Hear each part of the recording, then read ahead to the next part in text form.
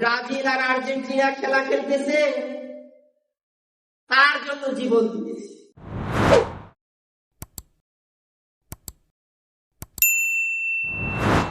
বর্তমান শুরু হয়েছে খেলা পৃথিবীতে, বিশ্বকাপ ফুটবল টুর্নামেন্ট শুরু হয় নাই? কথা বলেন, শুরু হয়েছে। আচ্ছা, মনে করেন খেলা তো হারামি, আল্লাহ রাসূল বলেছেন কুল্লু আল আমল হারাম, প্রত্যেকটা খেলাই হারাম, যেটা হার জিত আছে, ঠিক না? তার মধ্যে কিছু খেলা আছে আল্লাহ রাসূল সাল্লাল্লাহু আলাইহি ওয়াসাল্লাম মা আয়েশা রাদিয়াল্লাহু তাআলা আনহা সহ তিনি দৌড় প্রতিযোগিতা করেছিলেন রাতের অন্ধকারে।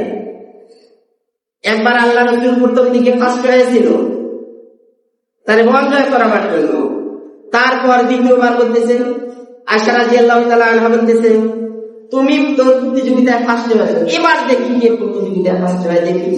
তখন আল্লাহ রাসূল একটু ধীরে দৌড়ানো শুরু করে দিলেন।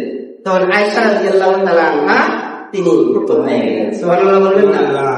এরকম রাতের অন্ধকারে বা চাঁদনি রাতে একাকী নির্জনে আল্লাহ রাসূল খেলাধুলা করতেন। যেটা খেলা ইসলামের দৃষ্টিতে জায়েজ হবে সেই খেলাটা খেললে ভালো হয়, ঠিক কিনা? অশ্লীল বেহায়াপনার খেলাধুলা আমাদের মুসলমানদের জন্য জায়েজ নেই। অতএব ফুটবল খেলার কথা উল্লেখ আছে যে ফুটবল খেলা এটা জায়েজ নেই, এটা জায়েজ নেই, ইসলামে জায়েজ নেই। হাফ প্যান্ট পরে খেলাধুলা করে, ঠিক কিনা? যে হাফ প্যান্ট পরে খেলে না, ফরজকে তরক করে খেলাধুলা করে, এটা ইসলামে জায়েজ নেই। তবে কেউ কেউ বলেছে ক্রিকেট খেলায়, এরা ক্রিকেট খেলাটাকে একটু কেউ পুরোমুখী প্রাধান্য দিয়েছেন, এই জন্য এরা সদর লেগে কাজ করে, পাজামা পরে খেলে না, তারপরেও জায়েজ নেই ইসলামে, যেটাতে হার ঠিক আছে। অতএব আসুন আমরা সকল খেলাধুলাকে পরিহার করি, কেননা এই খেলাধুলার জন্যই আমাদের বাংলাদেশের যত মুসলমান আছে সমস্ত মুসলমান মেতে উঠেছে খেলা, ঠিক কিনা? কথা বলেন। আর ব্রাজিল আর আর্জেন্টিনা খেলা খেলতেছে, তার জন্য জীবন দিতেছে। কেমন কথা বলেন তো? 3 কিলো 4 কিলো 7 কিলো 7.5 কিলোমিটার যাবত জমি বিক্রি করে পতাকা তৈরি করতেছে। কিন্তু আচ্ছা, আর্জেন্টিনা বা ব্রাজিল জিতলো, আপনার কি হবে? আপনাকে চেনে? আপনাকে এসে অনুদান দেবে? কোন সম্বর্ধনা দেবে না।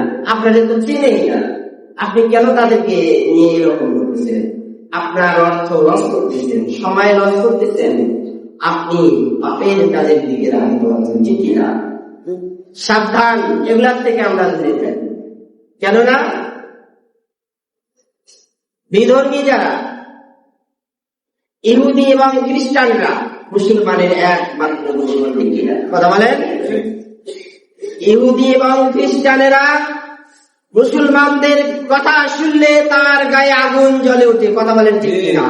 সেই ইহুদি এবং খ্রিস্টানদেরকে নিয়ে আমরা খেল তামাশা করতেছি, ঠিক কিনা? কথা বলেন। সাবধান, আমরা তাদের খেলাধুলায় মাতোয়ারা হব না।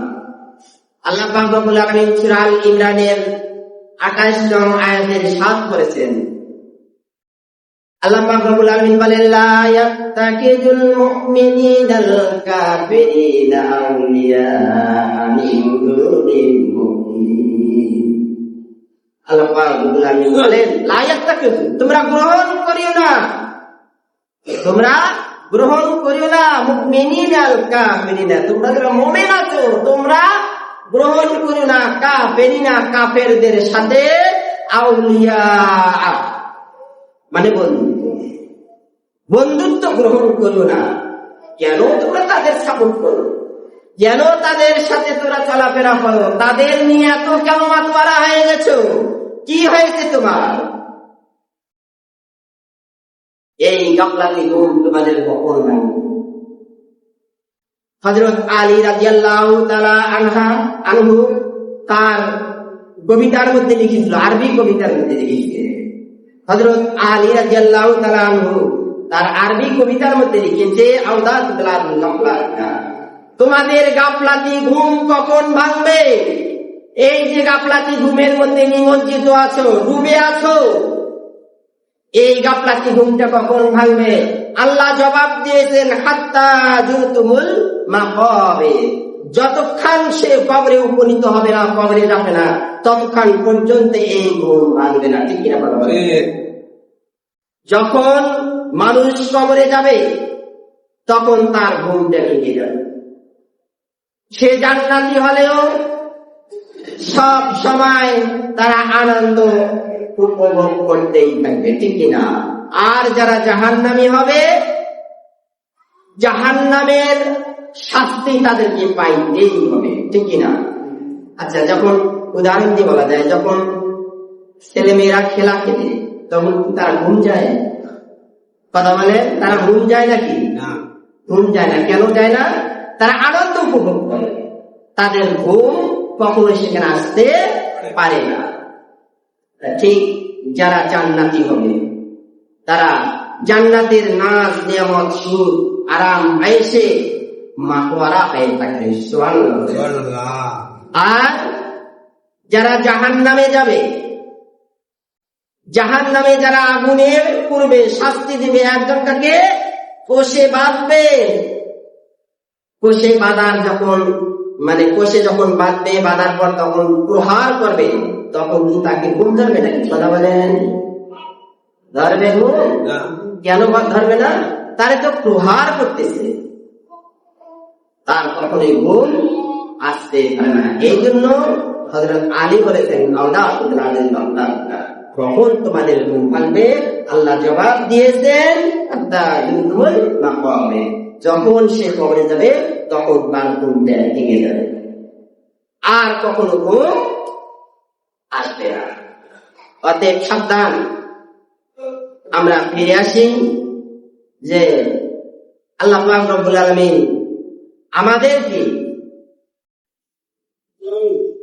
সহজ সরল পথে, যে পথে প্রিয়জনেরা আল্লাহ পাকের চলে গেছেন, আমাদেরকেও সেই পথে চলার তৌফিক দান করুন। সকলে বলে আল্লাহুম্মা আমিন।